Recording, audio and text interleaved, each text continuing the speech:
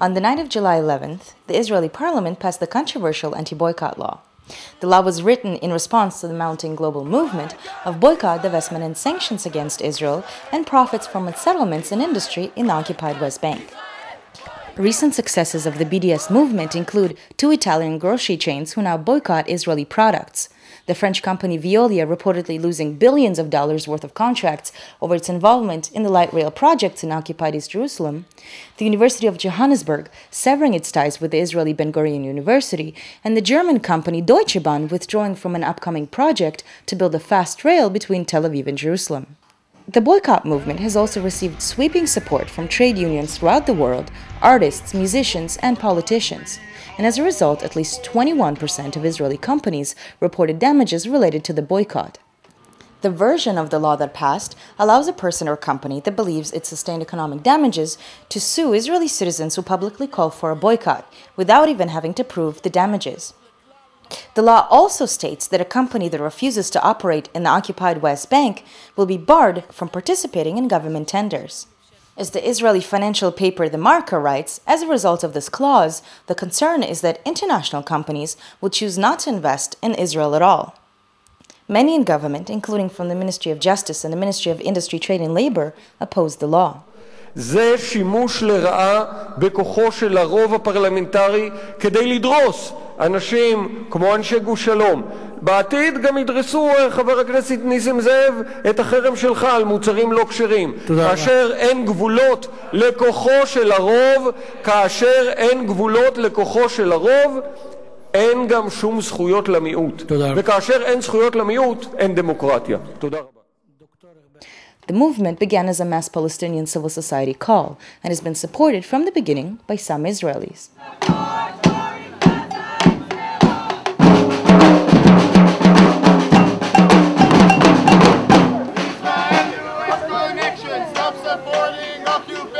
My name is Ronnie. I live in Tel Aviv. I am an Israeli activist, both with the Palestinian popular struggle as well as with the international campaign for boycott, divestment, and sanctions against Israel. The perception of Israel is changing in the recent decade.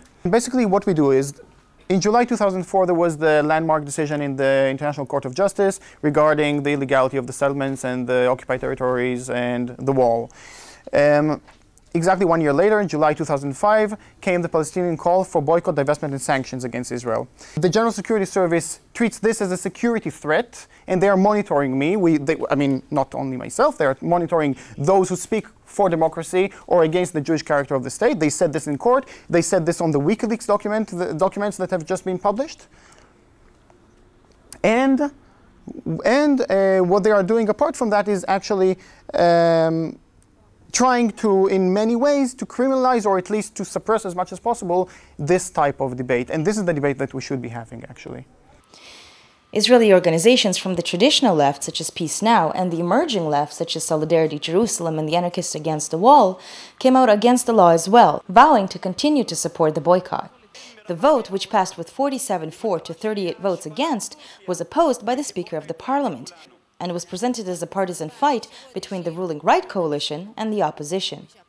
The religious parties all supported the bill, while Kadima, in one of its first major political moves since becoming the leader of the opposition 3 years ago, voted against.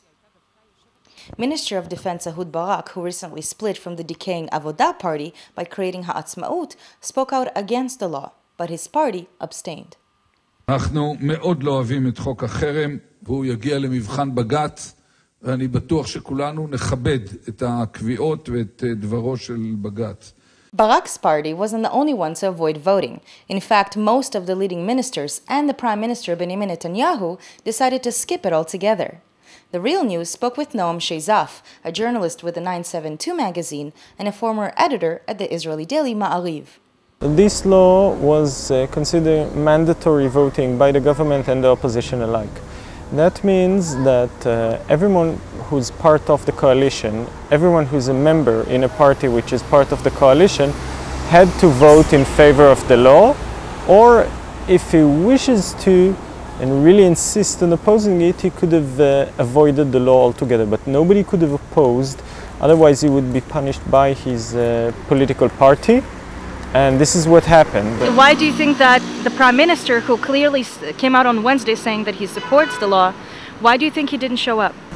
Well, first of all, those who didn't show up were, among them were Prime Minister Benjamin Netanyahu, Foreign Minister Avigdor Lieberman, Defense Minister Ehud Barak, and several other pre-Syrian ministers. So you would say that the actual political leadership of the government, for most part, avoided the bill, though it is important to say that if it was necessary for them to vote in order to have the bill passed, they would have showed up.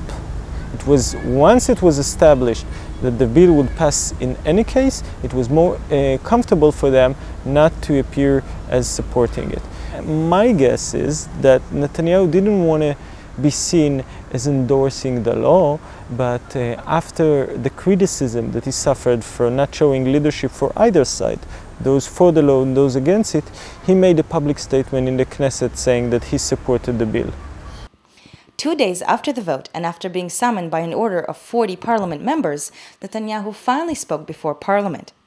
Rather than address why he and the foreign minister Avigdor Lieberman decided to skip the vote, the Prime Minister reminded Parliament that he was busy, extending daylight savings time, approving a plan to clean up the Kishon River, and saving a library from closing in the northern Israeli city of Kiryat Shmona.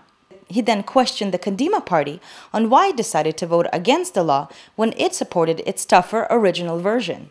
On Saturday night, anonymous activists called for a meeting in a Central Park in Tel Aviv.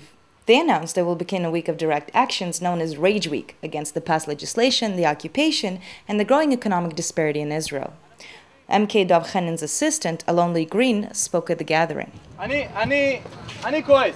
אני באמת הגעתי לכאן כי עברתי שבוע מאוד קשה ברמה האישית. אני הייתי אחד מהאנשים שנאבקו והרגישו שחוק החרם זה חוק שפוגע בי בחופש הביטוי שלי וביכולת שלי לחיות כאן במדינה הזאת כאזרח חופשי.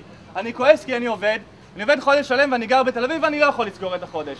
אני כועס כי אני עובד ואני לא יודע אם יהיה לי כסף ללימודים שלי. אני חושב שלכל אחד מאיתנו יש פה הרבה כעסים שמחברים אותנו ביחד כתושבים של העיר הזאת, כאזרחים של המדינה הזאת. יש עוד הרבה אנשים כמונו שמחברים אותנו בערים אחרות במדינה הזאת, ויש המון מאבקים. During the spontaneous march, demonstrators threw cottage cheese at one of the military museums. Because in recent weeks, cottage cheese has been boycotted inside Israel as a popular protest against the rising commodity prices.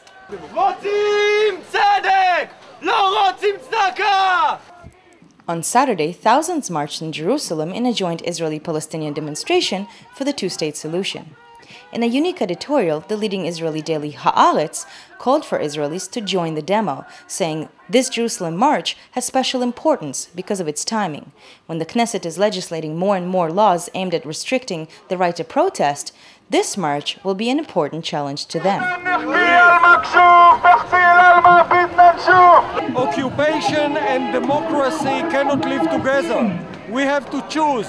Either we have democracy in Israel or we shall continue with occupation. I came here to demonstrate for the independence of Palestine, but also for the democracy in Israel.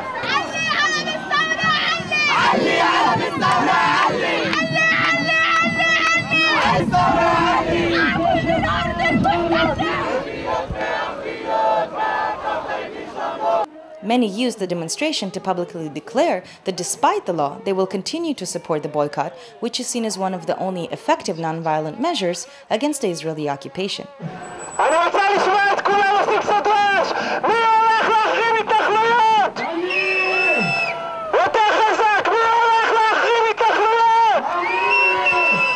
This week, the parliament will decide whether to investigate the funding sources of human rights organizations to work against the occupation.